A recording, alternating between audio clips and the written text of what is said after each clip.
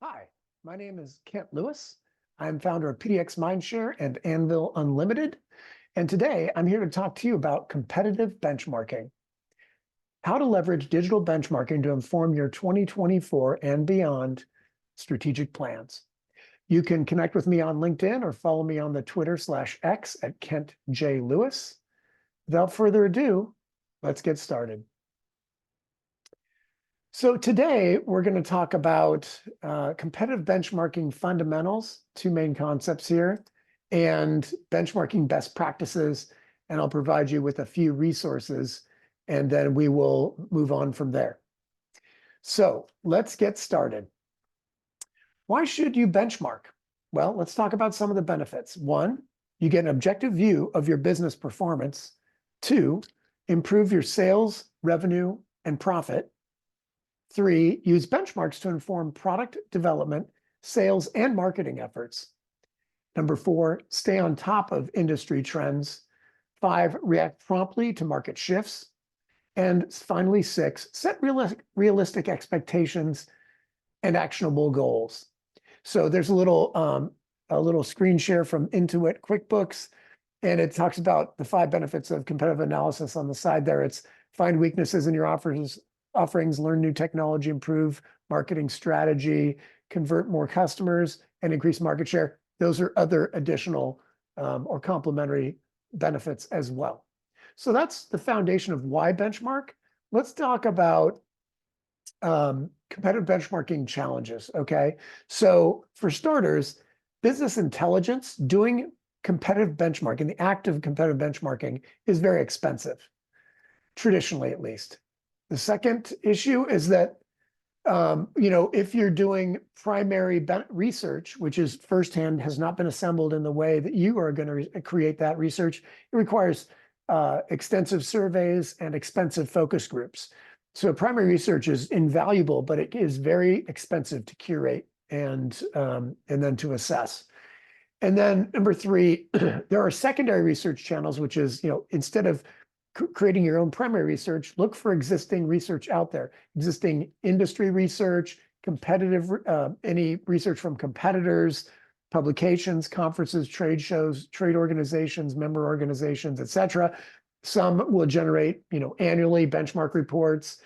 There may be a host of tools that make that information easier to find, or subscription services, kind of like a Dun & Bradstreet, but for your industry. I know that the 4As in the advertising world creates and collates reports for the advertising industry, for instance. So there are a lot of different resources you can look at, but they take time and money to identify and curate and collate. So those are some of the challenges.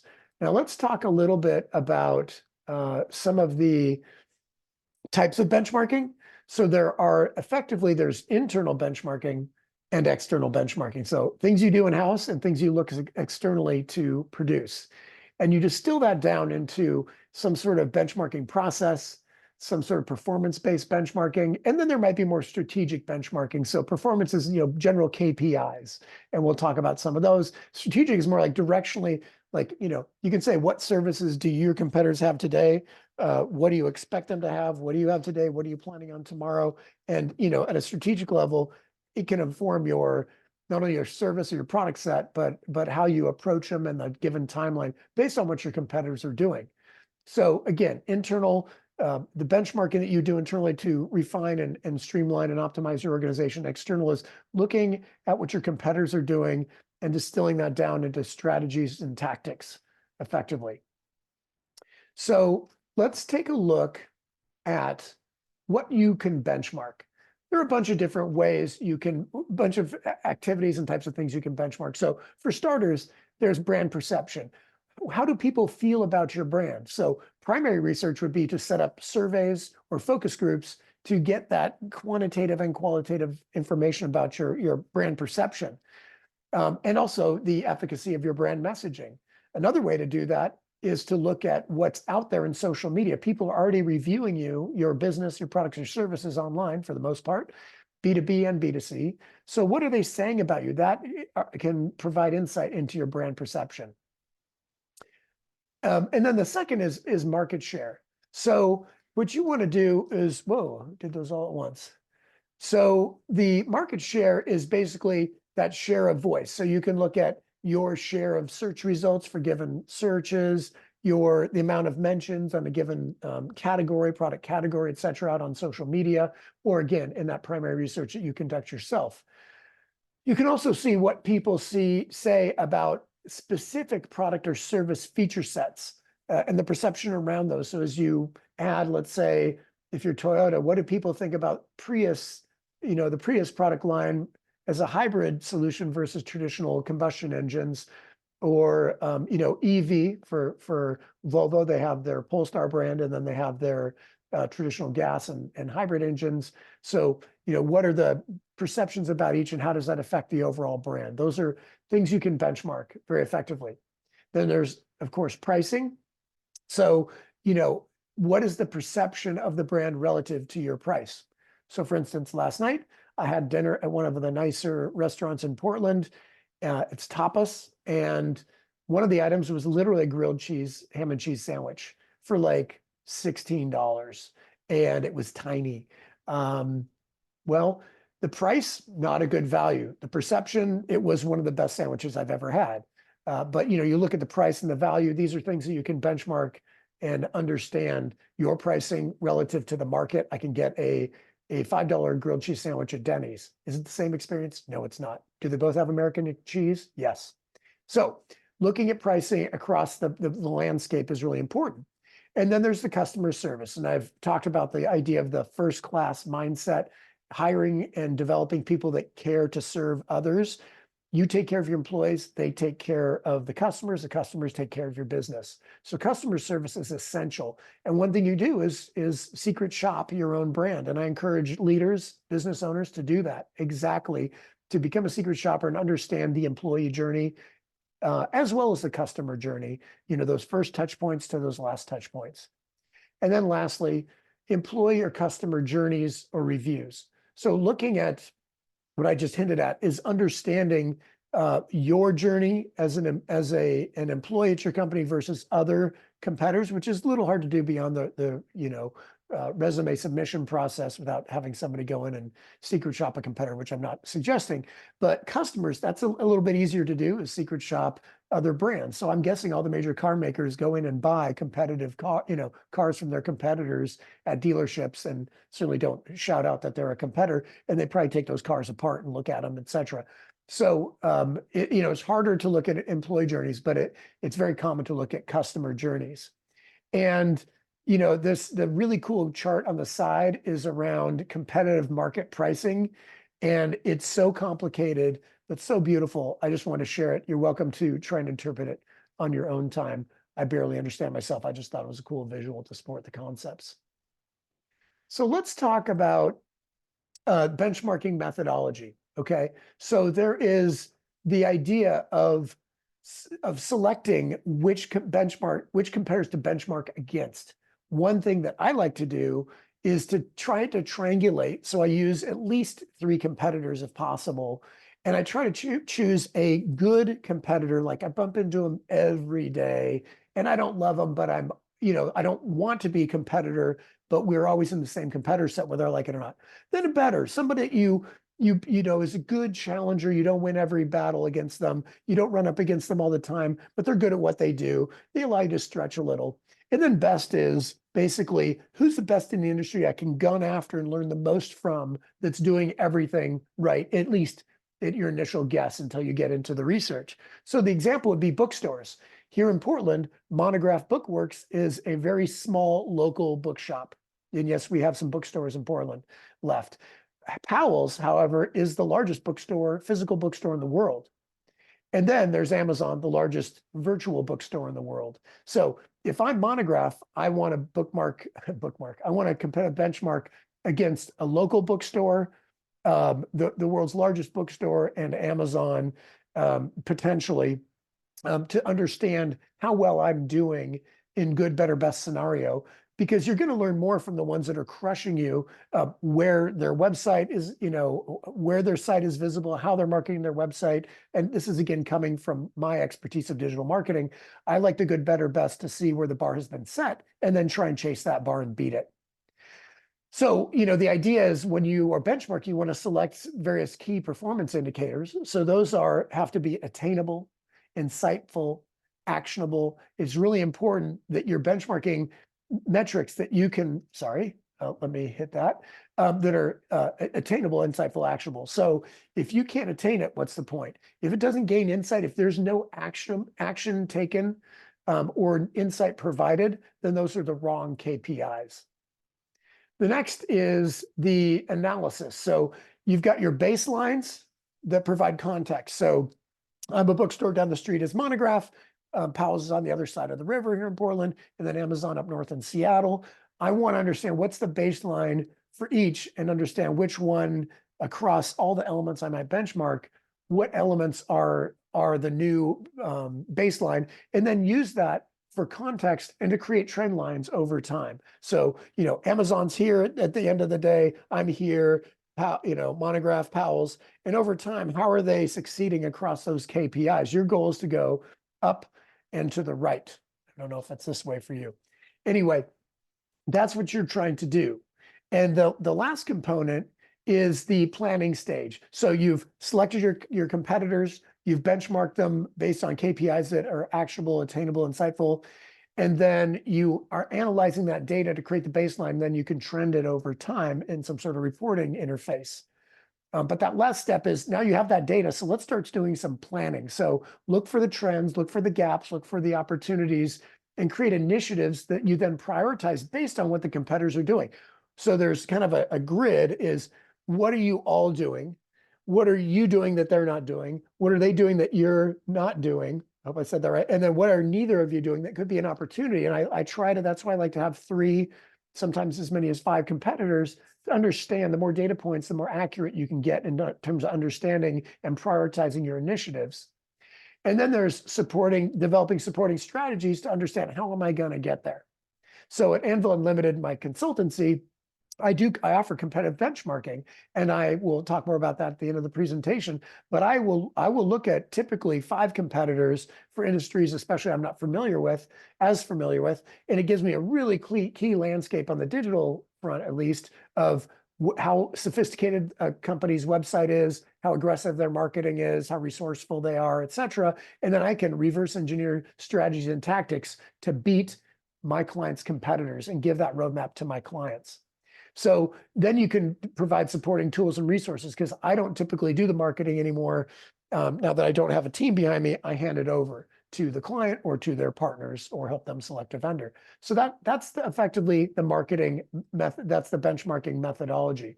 So let's talk a little bit about, and take a little visual break here. SEMrush provided this great SWOT analysis. So for those not familiar with SWOT, if you didn't, we're in a business school or don't do a lot of Google research on business analysis, SWOT stands for strengths, weaknesses, opportunities, and threats. So strengths, what do you do well, right? Weaknesses, what can you improve? Opportunities, what emerging trends can we take advantage of?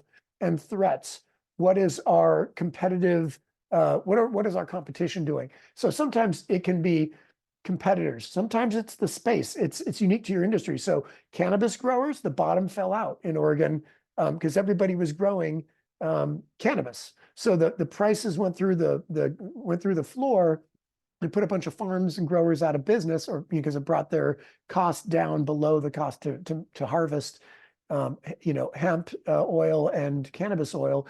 So the threat was too many competitors, but it really was a market-wide issue. It was a glut across the country with so much legalization, too many grow ops around the country. So that was a threat that it was industry specific.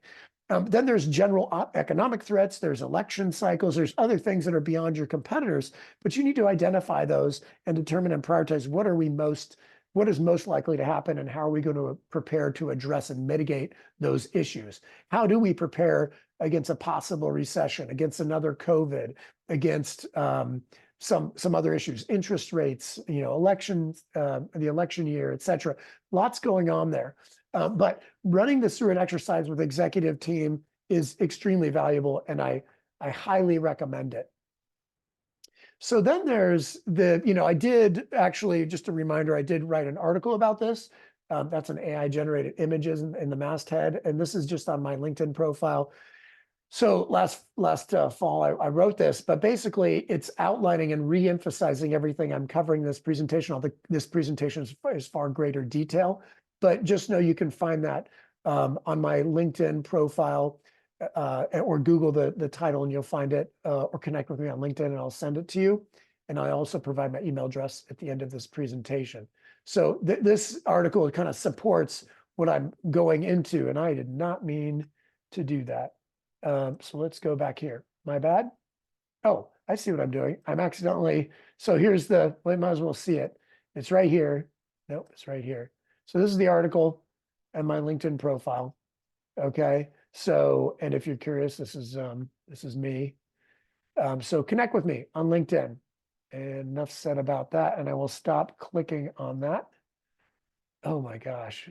So I'm just trying to, there we go.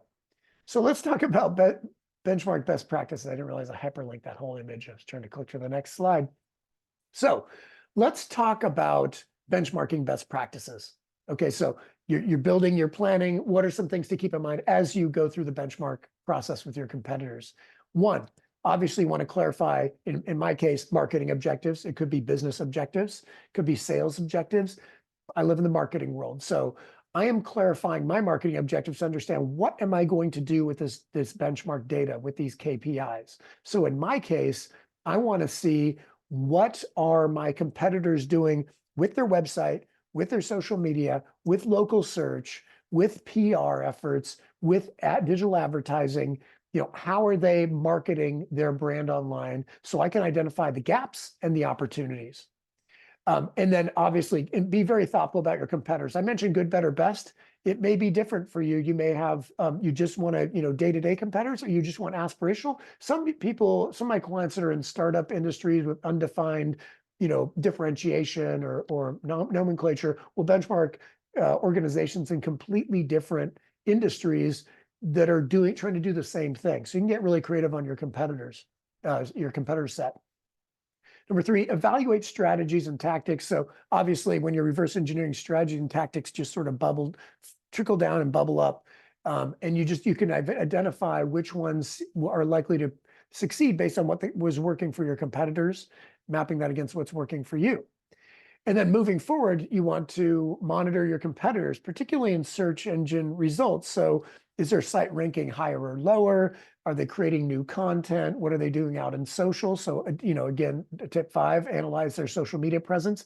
What posts are generating the most likes or shares? Some engines, some platforms like Instagram will show you reach numbers as a third person if they allow that. Or you can use a variety of third-party tools to get more analysis. You might want to check out Social Blade. It grades social profiles for a lot of top platforms. It's the baseline account is free. So there are a lot of things you can do to kind of analyze search and social. It's a little more difficult, but you can also even evaluate email marketing efforts. So for example, I just did a competitive benchmark audit for email newsletters for one of my clients. And there was only really 1 or 2 competitors that had newsletters that I could knowingly find. I subscribed to 4 or 5, never received any emails from them. So, you can do that. Regular email newsletters, or get into their sales queue. If it's B2B, they're going to have some sort of, register for a demo, download some sort of software. I would encourage you to use a Gmail if you don't want your competitors to know completely and obviously that you're a competitor, particularly when, downloading content. Demos, with a salesperson can be a little stickier. You could obviously secret shop in an e-commerce, B2C angle. You could go through the shopping experience, buying some of their products and seeing how that works. Then you definitely want to look at their customer reviews and feedback. If it's software, it's like G2 and similar. If it's their employees, it's going to be Glassdoor and Indeed. And if it's other products, there's a variety of, Trustpilot and others for consumer products and e-commerce brands. So look at those, because customers are telling you exactly what's working or not working about your competitors, for better or for worse. It's extremely useful information.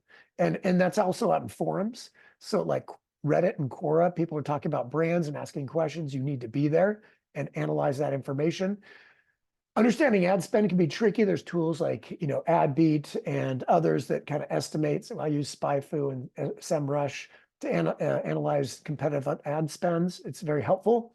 And then, basically measure, report these results. I collate all this information into one master report. You can do it, however you want, but try and keep it simple is my advice. So let's talk a little bit more about each one in a little more detail. So clarifying your marketing objectives. So in fact, you need to effectively position yourself in the marketplace, and you want to generate incremental brand awareness. So how do you do that? This is what competitive benchmarking can do. You may want to increase your market share, secure new customers, develop new revenue streams, enter new markets, or you might want to decrease customer acquisition costs. These are all common marketing objectives that I typically benchmark against. And I've done it for my own agency. I've done it for pdxMindShare, my networking group. It's good to see what's out there, right? And that's the starting point. And then there's the competitors. So when you're identifying them thoughtfully, you want to look at how relevant they are to your industry, their size or shape in terms of employees or revenue, if that's available information, geographic proximity or numbers of geographies they're in, how savvy they are, particularly with their marketing. That's what I look at. It could be, their business savvy within certain markets or industries. And their strategic direction. Are you going together or pulling apart? Right? That it's helpful to know. So on the right, you can see there's SpyFu and SEMrush have these competitive charts and positioning in terms of keywords and volume and rankings. It's very helpful to understand who the big players are. And for pdxMindShare, for instance, you can see two of my competitors are MaxList and Eventbrite in terms of Portland networking groups and Portland professional organizations. I benchmark against them to understand what's going on. So I look at their SEO, I look if they're doing paid, I look at their social. That's how I benchmark. And you can see on the right is pdxMindShare. It's a little purple versus here for Portland, which clearly has funding and it's not a one-man show like my pdxMindShare group is at this point. So it just helps you get, many different KPIs to look at. This is just one example on the SEO side.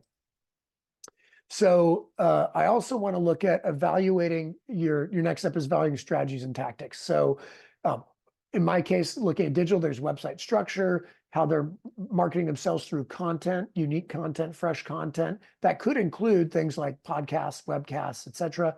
How they're optimizing their presence in search engines, how they're doing digital advertising, paid search, paid social. If they have an organic visibility in social, are they boosting their posts? Do they use social ads? And then email strategy, what kind of, for B2C, it might be a newsletter. For B2B, it might be some trickle campaign. So on the right is about 10 to 15% of a benchmark audit I do for my clients against competitors, looking at does my client do it? Do these three competitors do it? If they do, and my client doesn't, I might link to it. If they don't, they shouldn't. So basically, in this case, I color-coded yellow things that they should consider doing that the competitors are doing that they are not. That's a quick example. So a lot of ways to visualize it. I like to chart things out. I find it a little bit easier. Next up, monitoring competitors' search engine presence. So there's organic search results. There's local search, like local listings, paid ads, PPC, paid social, organic social. And then there might be potential reputation issues within those search results, bad coverage, mean forums, negative posts on the Wikipedia listings for larger brands. So you can see here is an example of what I believe is pdxMindShare carrying through this audit is the organic traffic has been down since June of 22. And what happened there is I sold my agency in March. And then, they basically discontinued focusing on pdxMindShare until late fall of 2023, literally September, October. So you can see that there was a little spike again, but without a team that had to help me support the efforts, it was difficult. Some of the keywords you may not be able to read, but I can see what keywords have I gained rankings on over the past year. And SEMrush, SpyFu have this type of data. And I went from not in the top 100 to number 1 for how to ask for an informational interview because I wrote a blog post about it. And then the thank you letter interview, which is a search, but it's really the importance of sending a thank you letter after your interview is one of the blog posts as well. So I've utilized, bottom line, I've utilized, the use of blog and optimization to build more visibility instead of relying solely on events and job postings on the pdxMindShare.com website. And that came through with my lightweight audit. Of course, I can look at Google Analytics 4 or Search Console, but this is what I want to apples benchmark against my competitors. So the next step is to monitor, well, no, sorry, to analyze the social media presence. So I mentioned earlier social blades. You can see I'm only given a C on my grade for what I believe is Twitter. And you can see I have 3,800 followers. I only follow 286 with Mindshare. Been around since 08, 25,000 tweets, but barely scratching the surface in terms of where I sit in the followers. And there's been more losses than gains in followers. So I need to review my post strategy, my post cadence, to make sure that I am turning this trend around. And as a one-person show anymore, I don't spend a whole lot of time on it. Now you can look across the big 8. Facebook, Instagram are connected. They're also connected with Threads. You've got YouTube, which is connected to Google. LinkedIn is its own thing, although associated with Microsoft. Twitter/X, Pinterest, largest image search behind Google.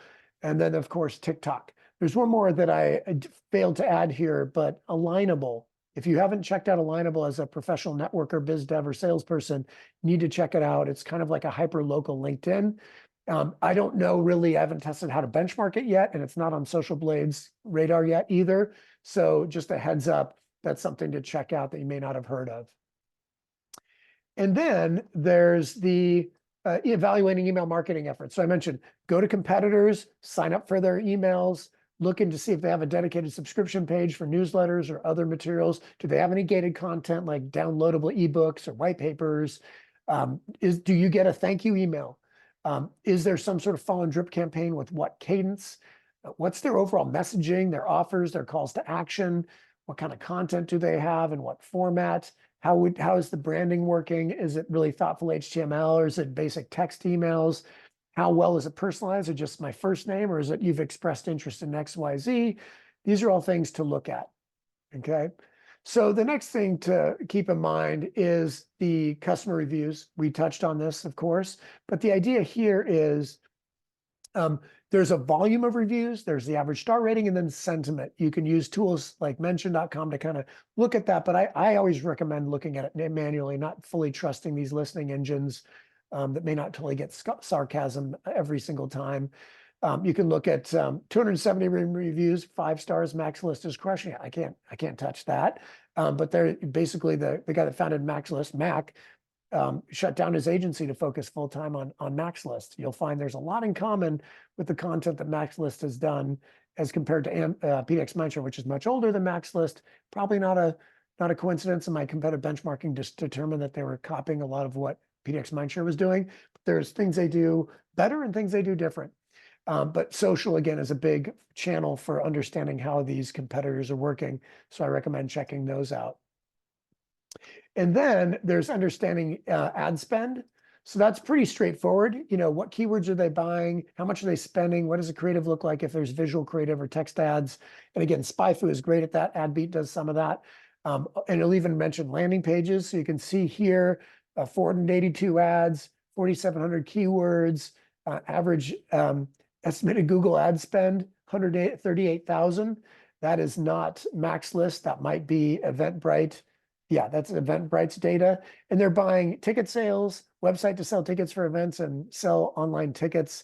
And they're spending an insane amount of money to do that. Well, now I know. So sorry for not clicking that earlier. But these tools all help understand, like, if I'm developing a media spend, I should look at what my competitors are just to know, am I in the game? I'm not even close. If I need to outperform them, I probably need to outspend them, at least initially, until I get good data and the AI kicks in and you get more return on your performance. So these are all things to think about. And then lastly, measuring and reporting results. So the idea here is your share of voice in search rankings is important. So for the right keyword terms, where do you show up? And there's tools like SimilarWeb that'll tell you where you rank relative to your industry. In my case, 8,700. across all industries under employment. I'm a one-person show versus Indeed and the well-funded sources, right? Estimated traffic is helpful. So I love SimilarWeb. It will tell you average visit duration, average pages per visit, bounce rate, and then referring websites, who's sending you traffic and where are they going to when they're leaving your website. And not only geographically where traffic is coming from, but what channels. So organic search is 2/3 of pdxMindShare's traffic. That's not surprising. That's on the average to high end. Direct is a little bit higher than normal. We've been around since 1999, so a lot of bookmarks. That makes sense.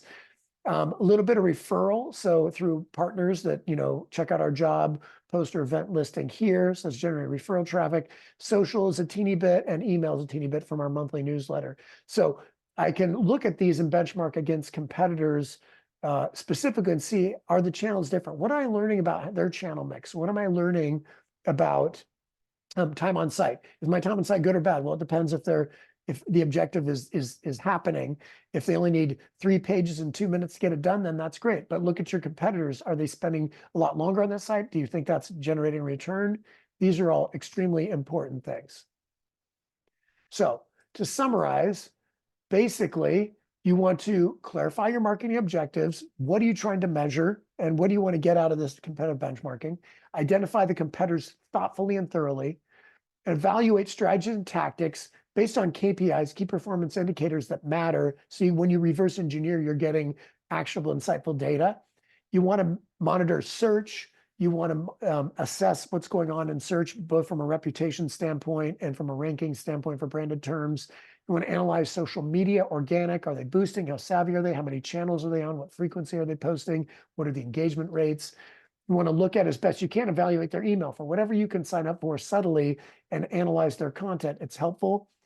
You can, by third party, easily look at customer reviews, ratings, and feedback. Extremely helpful information. A lot of different tools for that, or just manually go through that process. Understand their ad spend, understand how serious they are about growing, how effective they are. SimilarWeb, AdBeat are helpful there.